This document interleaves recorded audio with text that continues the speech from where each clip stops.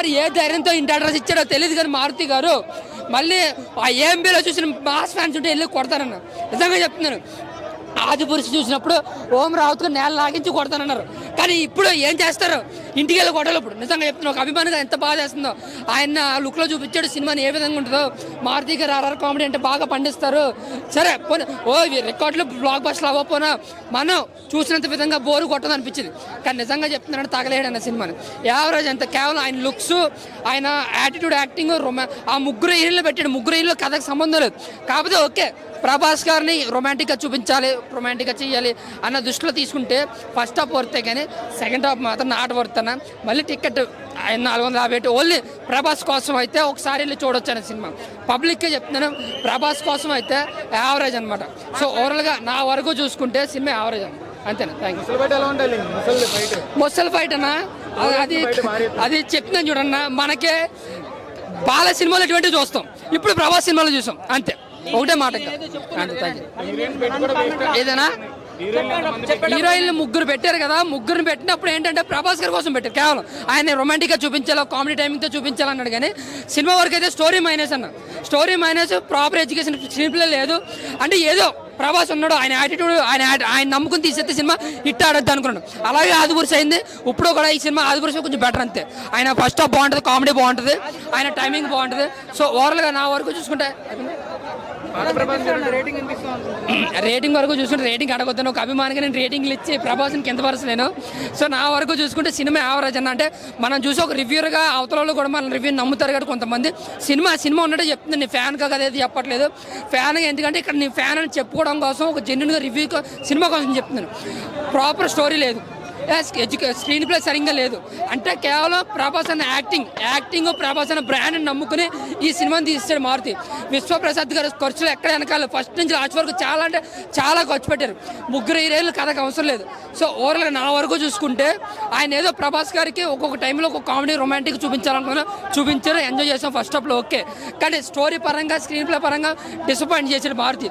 అంటే second half మొత్తం సాగదీసు ఓరి అమ్మ ఒక్క ప్రభాస్ సినిమా ఇంతలా సాగదీస్తారా అని జనాలే షాక్ అవుతున్నారు. ఒక ఫ్యాన్గా నేనే షాక్ అవుతున్నాను. కంప్లీట్గా కొంచెం బిలో యావరేజ్ అనిపించింది అన్న. సో ఏదైతే మనం రెబల్ స్టార్ నుంచి ఎక్స్పెక్ట్ చేస్తామో ఆ కామెడీ టైం వరకు వాడుకున్నారు. కానీ ఆయన స్టార్ట్ అని వాడేసి ఓ హై బడ్జెట్ తీసుకుందాం అన్నట్టు తీసుకొని అనిపించింది తప్ప ఎక్కడ కూడా ఒక ప్రాపర్ స్టోరీ, ఒక ప్రాపర్ ఎగ్జిక్యూషన్ అయితే లేదు. అది కంప్లీట్గా మారుతి గారు ఫెయిల్ అని చెప్పుకోవచ్చు. అండ్ ఇంకొక ఓన్లీ పాజిటివ్ ఏంటంటే ఆయన యాక్టింగ్ ఒకటి, ఆయన కామెడీ టైమింగ్. హాస్పిటల్ సీన్ ఒకటి ఉంటుంది, ఒక ఎమోషనల్ సీన్, దాని వరకు ఆయన ప్రాణం పెట్టట్టు చెప్పుకోవచ్చు. అది కాకుండా చెప్పుకోవడం పెద్దగా ఏం లేదు. ఒక సాంగ్స్ కూడా ఏంటంటే ఒక ఫ్లోలో వెళ్తున్న స్టోరీని అన్నెసరిగా స్పీడ్ బ్రేకర్ వేసినట్టు అన్నెసరిగా సాంగ్స్ ఎరికించారు. ఇదైతే ఆ 3 హీరోయిన్స్ కూడా అన్నెసరి, అసలు వాళ్ళకి ఇంపార్టెన్సే లేదు. ఏదో సైడ్ క్యాండ్ పెట్టుకున్నారు తప్ప అసలు వాళ్ళకి 1% కూడా ఇంపార్టెంట్ లేదు. అలాంటి వాళ్ళని పెట్టుకున్నారు.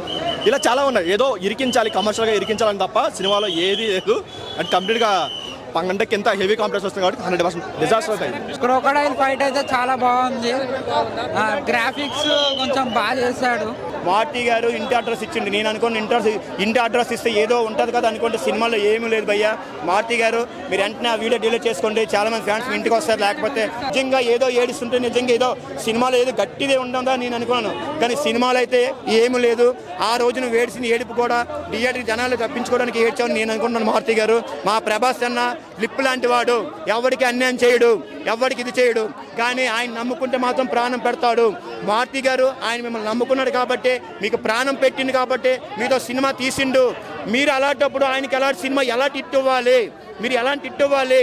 ఏమీ లేని డైరెక్టర్లు ప్రభాస్ గారితో సినిమా తీయాలనేసి క్యూ కడుతున్నారు. అక్కడ మీకన్నా పెద్ద ఇట్లు ఇచ్చిన డైరెక్టర్లు క్యూ కడుతున్నారు ప్రభాస్ అంతా సినిమా తీయాలంటే.